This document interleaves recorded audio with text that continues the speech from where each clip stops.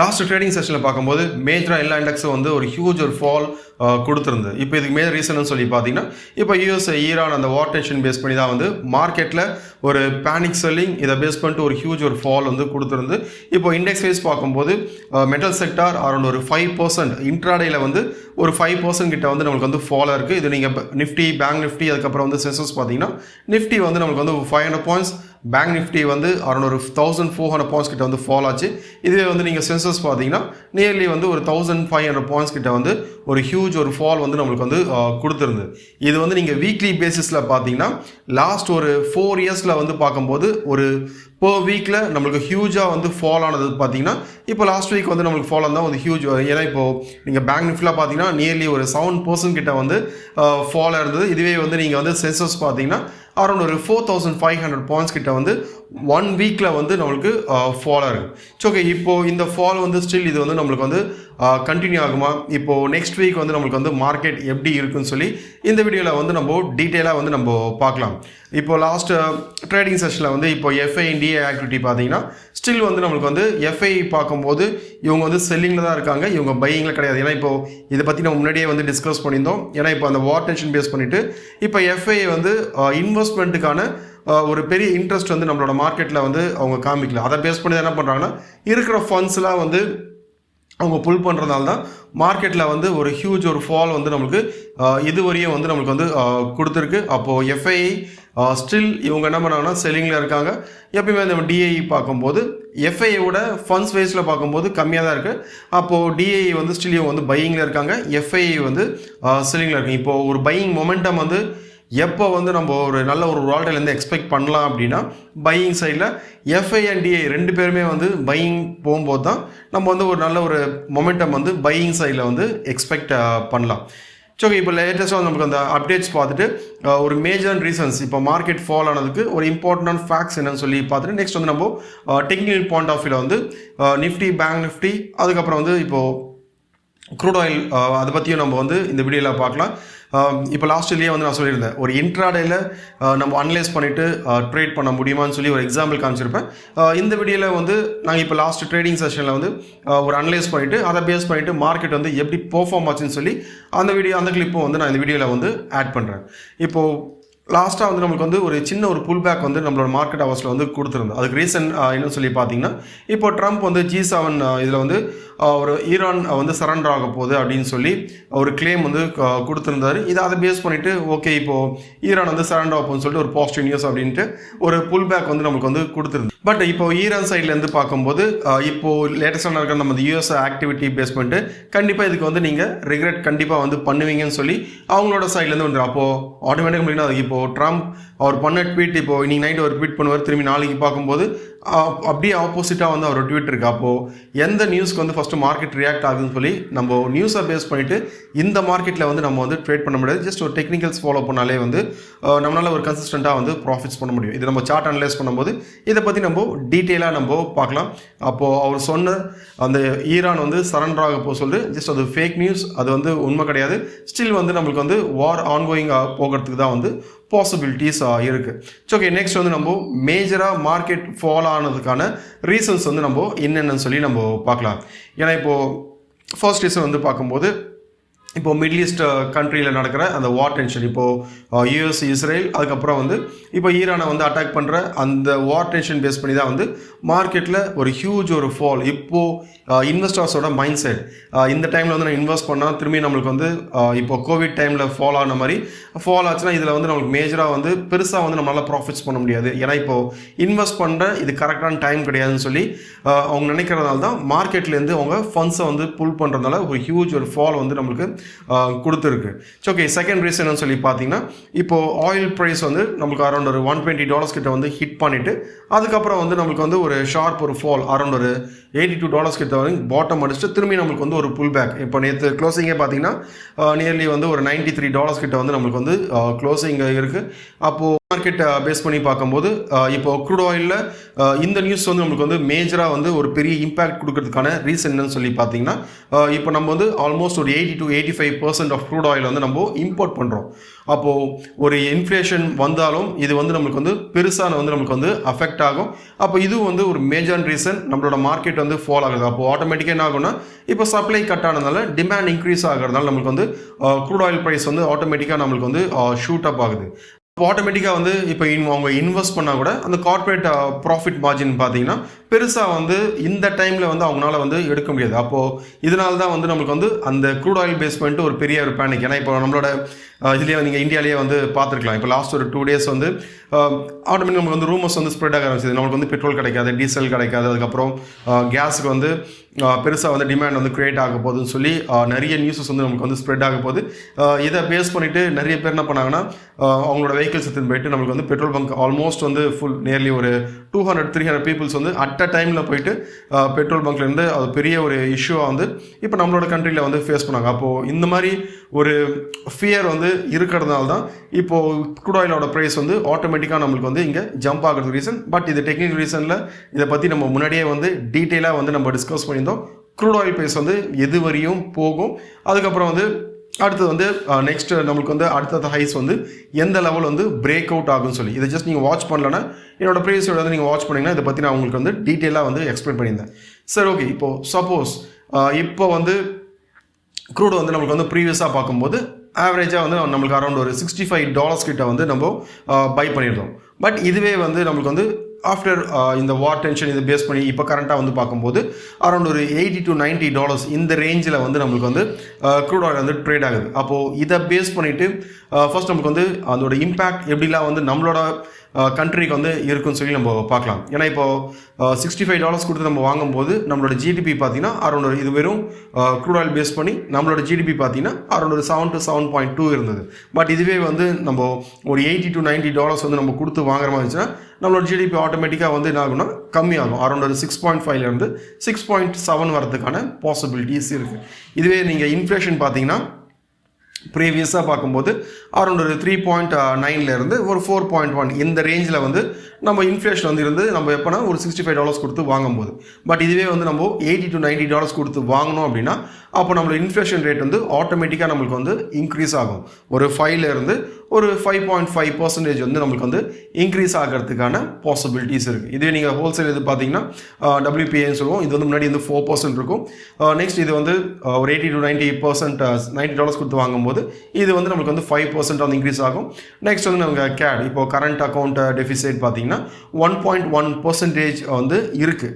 But இதுவே வந்து next நம்ம வந்து ஒரு $90 கொடுத்து வாங்கும்போது இது ஆட்டோமேட்டிக்காக நம்மளுக்கு வந்து ஒரு 2.5% வந்து இன்க்ரீஸ் ஆகிறதுக்கான பாசிபிலிட்டிஸ் இருக்குது. அப்போ இது ஓவரால் நீங்கள் பார்த்தீங்கன்னா இதை பேஸ் பண்ணிட்டு நம்மளுக்கு வந்து இன்ஃப்ளேஷன் மேஜராக வந்து நம்மளுக்கு வந்து அஃபெக்ட் ஆகிறதுக்கான பாசிபிலிட்டிஸ் இருக்குது. அதனால தான் வந்து இப்போது அந்த டிமாண்ட் அது ரியலாக இல்லை ஃபேக்காக இல்லை, பட் நிறைய ரூமர்ஸ் வந்து ஸ்ப்ரெட் ஆகுது. ஸ்டில் நம்மளுக்கு வந்து நம்மளோட கண்ட்ரி வந்து ஸ்டில் டிமாண்ட் இருந்தாலும் அந்த க்ரூட் ஆயிலோட சப்ளை வந்து நம்மளுக்கு வந்து இருக்கிறதுனால இப்போதைக்கு வந்து கவர்மெண்ட் சைட்லேருந்து பெருசாக வந்து அதுக்கு இம்பேக்ட் இருக்காதுன்னு சொல்லி அவங்க சொல்லியிருக்காங்க. ஓகே, நெக்ஸ்ட் பார்த்தீங்கன்னா இப்போது ஸ்ட்ரைட் ஆஃப் ஹார்மோஸ். ஏன்னா இப்போது நிறைய இப்போ க்ரூட் ஆயில் இதெல்லாமே ப்ரைஸ் வந்து இன்க்ரீஸ் ஆகிறதுக்கான ரீசன் என்னன்னு சொல்லி பார்த்தீங்கன்னா இப்போது ஸ்ட்ரைட் ஆஃப் ஹார்மோஸ் வந்து ஆல்மோஸ்ட் வந்து அவங்க வந்து பிளாக் பண்ணியிருக்காங்க. இந்த பக்கம் வந்து எந்த ஷிப்புமே வந்து போகக்கூடாதுன்னு சொல்லி அவங்க வந்து பிளாக் பண்ணியிருக்காங்க. ஆட்டோமேட்டிக்காக வந்து நம்மளுக்கு என்ன ஆகும், அந்த எனர்ஜி ப்ரைஸ் இதெல்லாமே வந்து ஆட்டோமேட்டிக்காக இன்க்ரீஸ் ஆகும். ஏன்னா இப்போது க்ரூட் ஆயில் பேஸ் பண்ணிவிட்டு என்னென்ன செக்டார்ஸ் இருக்கோ ஆட்டோமேட்டிக்காக அதோட ப்ரைஸஸ் எல்லாமே வந்து நம்மளுக்கு வந்து இன்க்ரீஸ் ஆகும். இதற்கு முன்னாடி நம்ம பார்த்துருந்தோம். இப்போ ட்ரம்ப் இப்போ ஈரான் வந்து சரண்டர் ஆகிற மாதிரி அவர் வந்து ஒரு ஸ்டேட்மெண்ட் வந்து கொடுத்துருந்தார். பட் இப்போது ஈரான் சைட்லேருந்து பார்க்கும்போது ஸ்டில் அந்த ஸ்ட்ரெயிட் ஆஃப் இப்போ ஹார்மோஸ் வந்து இது வந்து க்ளோஸ்டாக தான் இருக்குன்னு சொல்லி இப்போ அவங்க சைட்லேருந்து வந்து அனௌன்ஸ் பண்ணியிருக்காங்க. அதே டைமில் வந்து இப்போ அவங்களோட ஸ்கூல்ஸ்லாம் வந்து மேஜராக வந்து இப்போ இஸ்ரேல் வந்து அவங்க ஸ்கூல்ஸ்லாம் வந்து அட்டாக் பண்ணாங்க. அப்போது அவங்க ஸ்கூல்ஸ்லாம் வந்து அட்டாக் பண்ணால் கண்டிப்பாக இதை வந்து நாங்கள் விட மாட்டோம். அப்போ இவங்க கொடுத்த ஸ்டேட்மெண்ட் பேஸ் பண்ணிவிட்டு இப்போ நிறைய கண்ட்ரீஸும் வந்து இவங்க வந்து ஒரு சுப்ரீம் கண்ட்ரிஸ் வந்து இவங்க வந்து சப்போர்ட் பண்ணுற மாதிரி இருக்குது. பார்க்கலாம் இது வந்து நெக்ஸ்ட் வீக் வந்து இந்த வாரோட அப்டேட் வந்து எப்படி இருக்குது அப்படின்னு சொல்லி. ஓகே நெக்ஸ்ட் இப்போ ஃபோர்த் ரீசன் சொல்லி பார்த்தீங்கன்னா நம்மளோட இந்தியன் ருப்பி வந்து வீக்கர் ஆகுது. ஏன்னா இப்போ இதை பற்றியும் நான் லாஸ்ட் வீடியோ டிஸ்கஸ் பண்ணியிருந்தேன். இப்போ நம்மளோட ருப்பி பார்த்தீங்கன்னா அரௌண்ட் ஒரு 92 ருபீஸில் வந்து இருந்தது.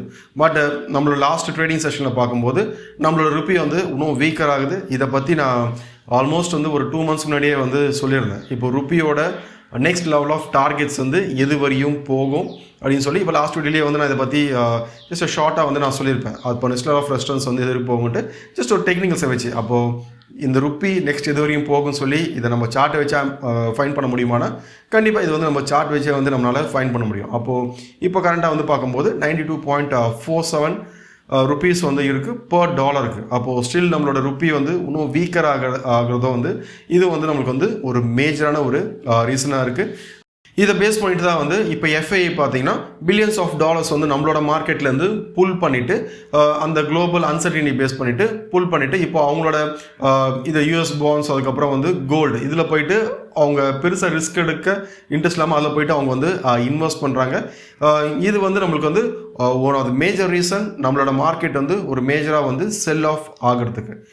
இப்போ ஃபைனலாக வந்து இப்போ குளோபல் மார்க்கெட் பேஸாக நீங்கள் பார்த்தீங்கனாலும் இப்போது யூஎஸ் யூரோப் அதுக்கப்புறம் வந்து ஏஷியா வந்து பார்த்தீங்கன்னா இந்த குளோபல் பொலிட்டிக்கல் டென்ஷன் அதுக்கப்புறம் வந்து இப்போது ஆயிலோட ப்ரைஸ் வந்து ஒரு ஹியூஜ் ஒரு ஸ்பைக் வந்து கொடுத்ததுனால மார்க்கெட் சென்டிமெண்ட் வந்து குளோபலாகவே வந்து நம்மளுக்கு வந்து ஒரு வீக்கராக இருக்குது. அப்போது இதெல்லாம் தான் வந்து நம்மளுக்கு வந்து ஒரு மேஜர் ரீசன் மார்க்கெட் வந்து ஃபால் ஆகிறதுக்கு.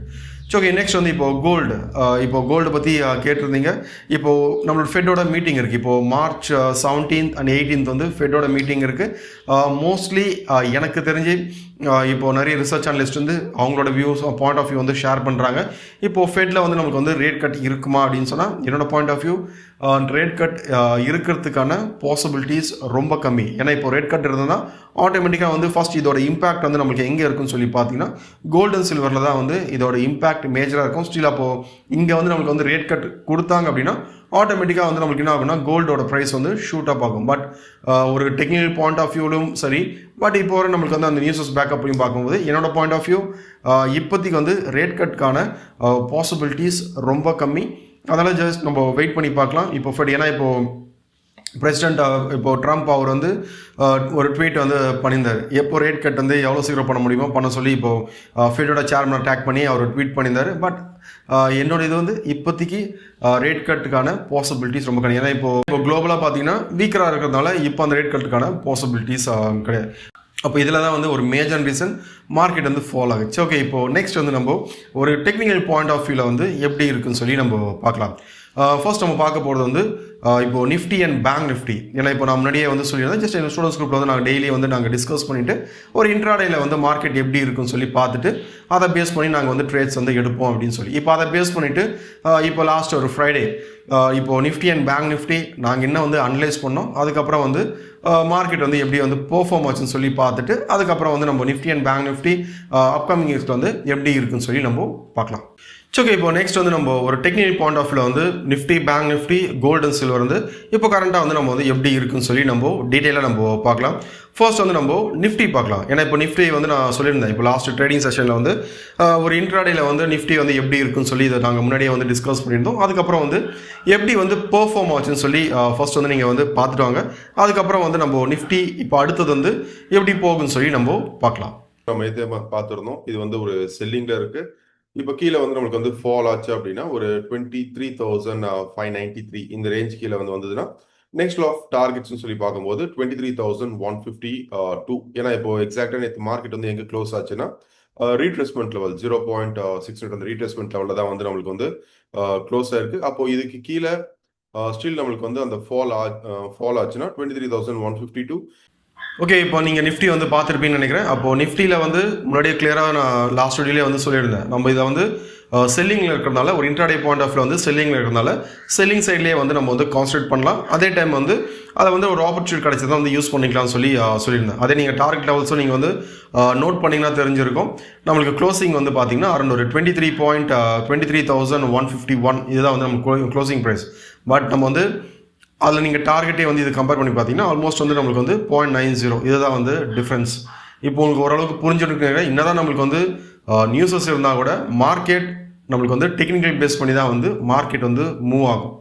அப்போ மார்க்கெட் எக்ஸாக்டாக வந்து ஒரு ப்ரெடிக்ட் பண்ண மாதிரி டார்கெட்ஸ் ஹிட் பண்ணிவிட்டு அங்கேருந்து ஒரு சின்ன ஒரு ரிஜெக்ஷன் வந்து நம்மளுக்கு வந்து நிஃப்டியில் கொடுத்துருக்கு. அப்போது லாஸ்ட் வீடியோவில் வந்து நம்ம டிஸ்கஸ் பண்ண மாதிரியே வந்து நம்ம நிஃப்டியில் வந்து நான் சொல்லியிருந்தேன், இங்கேருந்து நம்மளுக்கு வந்து டார்கெட் இருக்குது செல்லிங் சைடில். அப்போ இங்கேருந்து ஒரு 500லேருந்து ஒரு 800 பாயிண்ட்ஸ் கிட்ட வந்து ஃபால் ஆனால் கூட நம்ம என்ன பேசுவோம், ஆட்டோமேட்டிக்காக வந்து திரும்பி கிராஷ்னு பேசுவோம். பட் இது வந்து ஒரு டெக்னிக்கல் பாயிண்ட் ஆஃப் வியூவில் வந்து அனலைஸ் பண்ணுறவங்களுக்கு இது வந்து நம்மளுக்கு வந்து ஆப்பர்ச்சுனிட்டி. இது வந்து நம்ம பேசினே இருக்க மாட்டோம், இவ்வளோ இது வந்து மார்க்கெட் வந்து ஃபால் ஆகுது, கிராஷ் ஆகிடுமோன்னு சொல்லி பேச மாட்டோம். ஜஸ்ட் இந்த ஃபாலை வந்து எப்படி வந்து நம்ம ஒரு ஆப்பர்ச்சுனிட்டியாக வந்து பார்க்கலாம்னு சொல்லி தான் வந்து ஒரு ப்ரொஃபஷனல் ட்ரேடர்ஸ் வந்து பார்ப்பாங்க. அப்போது நிஃப்டி என்னோட வியூ ஸ்டில் இது வந்து நம்மளுக்கு வந்து செல்லிங்கில் இருக்குது. அப்போ நெக்ஸ்ட் லா ஆஃப் இது சப்போர்ட்ஸ்னு சொல்லி பார்த்தீங்கன்னா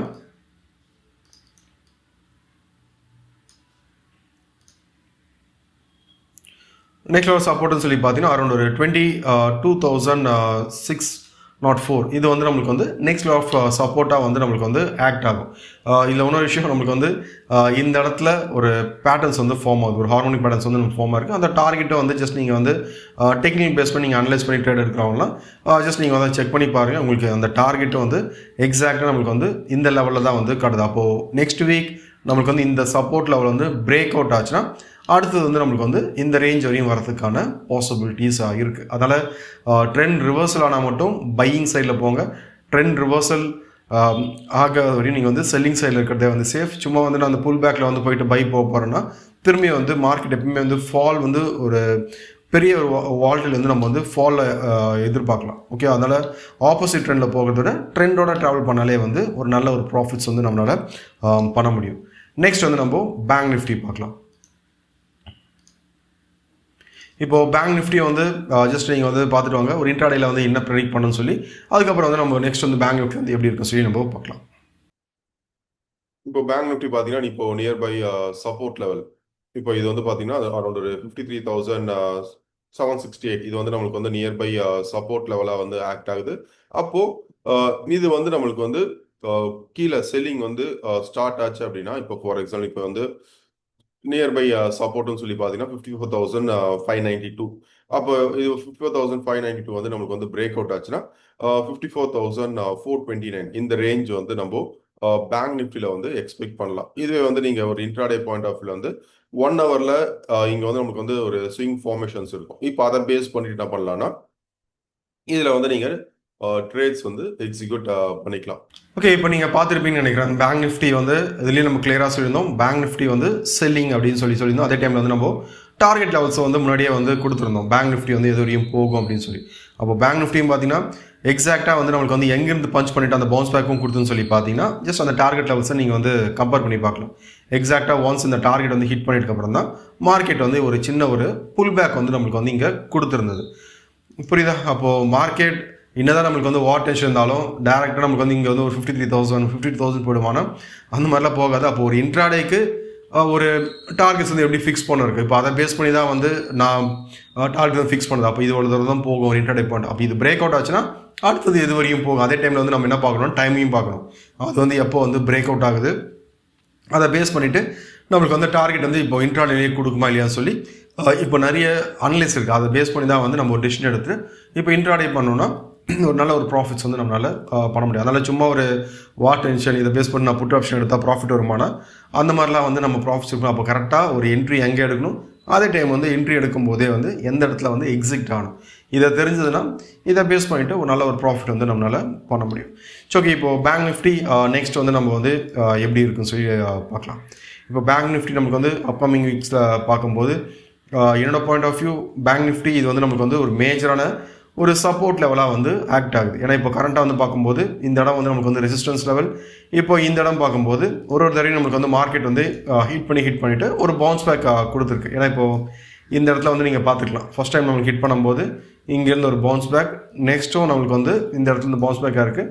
பட் இங்கே வந்து பார்க்கும்போது இப்போதைக்கு வந்து நம்மளுக்கு வந்து செல்லிங்கில் இருக்குது. அப்போது இங்கே ட்ரெண்ட் ரிவர்சல் ஆச்சுன்னா இங்கேருந்து ஒரு பவுன்ஸ் பேக் வந்து நம்ம எக்ஸ்பெக்ட் பண்ணலாம். இல்லை இது வந்து நம்மளுக்கு வந்து ட்ரெண்ட் ரிவர்சல் ஆகாமல் திரும்ப நம்மளுக்கு வந்து மண்டே மார்க்கெட் செல்லிங்கில் ஓப்பன் ஆச்சுன்னா இப்போ பேங்க் நிஃப்டி என்னோட பாயிண்ட் ஆஃப் வியூ நியர்பை டார்கெட்ஸ்ன்னு சொல்லி பார்த்தீங்கன்னா அரௌண்ட் ஒரு 52,600 இந்த ரேஞ்ச் வந்து நான் எக்ஸ்பெக்ட் பண்ணுறேன் பேங்க் நிஃப்டி. அப்போது இதுலேயும் வந்து பேங்க் நிஃப்டி பொறுத்தவரை நான் முன்னாடியே வந்து இங்கே என்ன பேட்டர்ன் இருக்குது இதை பற்றி நான் முன்னாடியே வந்து நான் வந்து போஸ்ட் பண்ணியிருந்தேன். இப்போ அதோட டார்கெட்ஸ் உங்களுக்கு எப்படி ஃபிக்ஸ் பண்ணணும்னு தெரிஞ்சதுன்னா அதை பேஸ் பண்ணியும் வந்து நான் என்ன பண்ணலாம், ட்ரேட்ஸ் வந்து எடுக்கலாம். அப்போது இந்த ஃபால் என்னோட point of view war base பண்ணி தான் இந்த ஃபால் ஆனால் ஒரு டெக்னிக்கல் பாயிண்ட் ஆஃப் வியூவில் பார்க்கும்போது இங்கே வந்து நமக்கு வந்து வெஜ் பேட்டர்னில் இருக்குது. அந்த வெஜ் பேட்டர்னோட டார்கெட்டுக்காக தான் வந்து மார்க்கெட்டில் ஒரு ஹியூஜ் ஒரு ஃபால் வந்து நமக்கு வந்து கொடுத்துருக்கு. அப்போது இது வந்து சடன் ஃபால் அப்படின்னா என்னோட பாயிண்ட் ஆஃப் வியூ இது சடன் ஃபால் கிடையாது.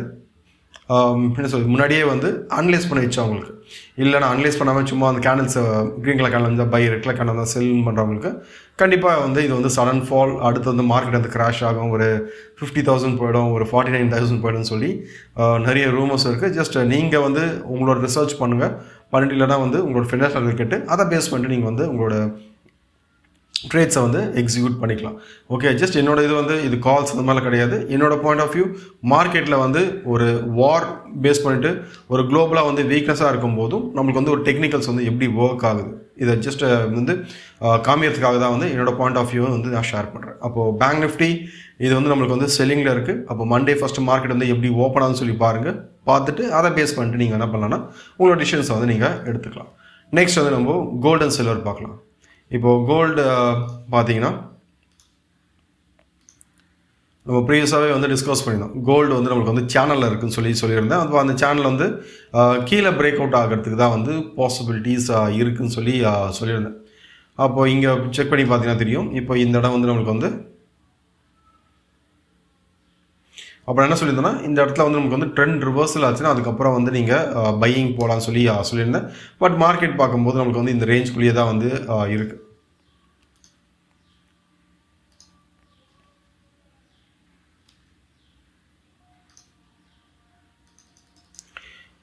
இப்போ கேண்டல்ஸை பேஸ் பண்ணி ட்ரேட் பண்ணுறவங்களுக்கு வந்து தெரியும் இங்கே வந்து நம்மளுக்கு வந்து என்னென்ன கேண்டல்ஸ் வந்து ஃபார்மாக இருக்குன்னு சொல்லி.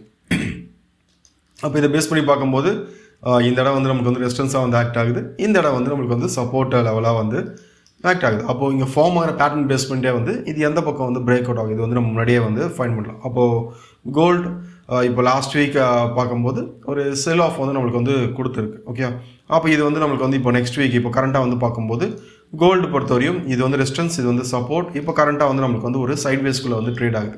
அப்போ இதை பேஸ் பண்ணிட்டு நம்மளுக்கு வந்து மண்டே எப்படி ஓப்பன் ஆகுன்னு சொல்லி பார்த்துட்டு அதை பேஸ் பண்ணிட்டு நம்ம டிசிஷன்ஸ் வந்து எடுத்துக்கலாம். அப்போ கீழே வந்து பிரேக் அவுட் ஆச்சுன்னா இங்கேருந்து திரும்ப வந்து நம்மளுக்கு வந்து ப்ரீவியஸ் சப்போர்ட் வரையும் போகிறதுக்கான பாசிபிலிட்டிஸ் இருக்குது. இது மண்டே நமக்கு வந்து ஓப்பன் ஆகட்டும், இதை பற்றி நான் உங்களுக்கு வந்து ஃபர்தராக வந்து அப்டேட் பண்ணுறேன். அதே டைமில் நான் இது சொல்லியிருந்தேன், ஃபெடோட ரெப்போ ரேட் அதோட இம்பேக்ட் அதோட நியூஸஸ் வரும்போதும் கண்டிப்பாக வந்து நம்மளுக்கு வந்து கோல்டில் ஒரு வால்டைல் இருக்கிறதுக்கான பாசிபிலிட்டிஸாக இருக்குது.